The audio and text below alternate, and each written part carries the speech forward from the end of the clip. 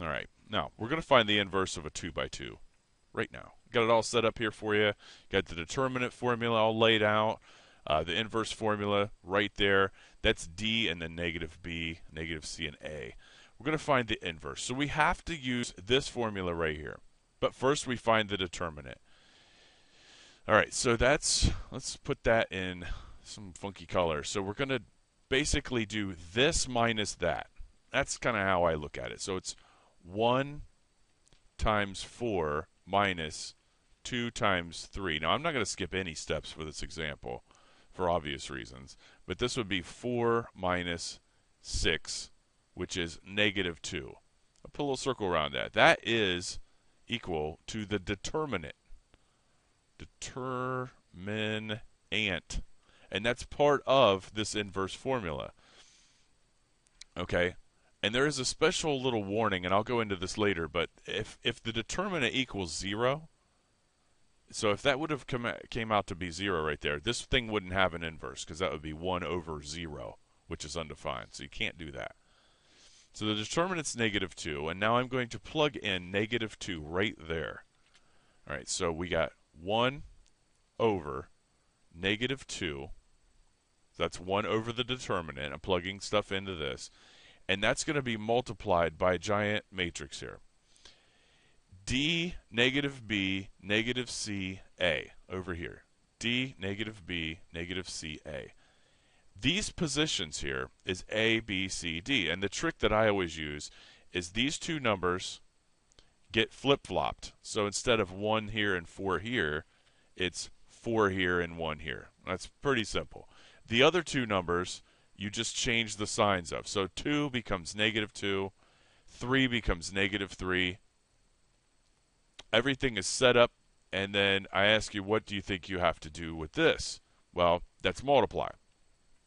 So we take the negative 1/2, and we multiply it by all 4 of these entries, and we're going to generate our inverse matrix. So we go negative 1/2 times 4. That's like saying half of 4, which that's negative 2. And then 1/2 of 2 would be 1. Okay, so it would be positive 1 there. Negative 1/2 times negative 2 would be positive 1. Negative 1/2 times 3, for you fraction challenged out there, that would be like that. Okay, both of them negative, so this is going to be a positive 3 over 2. Try to resist the urge of going 1.5 there. I think that's not good. And then 1/2 times 1, or negative 1/2 times positive 1 would be negative 1/2. That right there, this thing, is what's called the inverse. Now, here's the deal with that. If I take 1, make that a little bit bigger, try to do this real fast. I know this video is probably getting pretty long. 1, 2, 3, 4, and I multiply it by our answer here. Negative 2, 1, 3/2, negative 1/2. I will get a very special answer. And I ask you what you think it would be. And hopefully you realize that this thing will work out to be 1001. Because this should be the same principle of 7 times the inverse of 7 equaling 1. Okay? So let's try it real fast. Let's at least do the top. Okay? So we got 1 times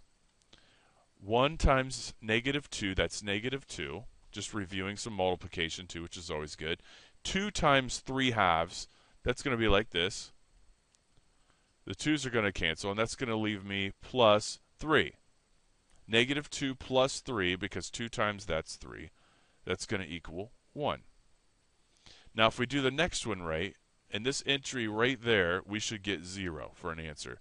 1 times 1 is 1, plus 2 times negative 1/2. So that would be negative 1, and that's 0. And if you do the other two, I invite you to try it. You will, in fact, get 0 here and 1 here. And that's the equivalent of number 1 in matrix language. All right. That's pretty much how you find an inverse of a 2 by 2. Have a good one.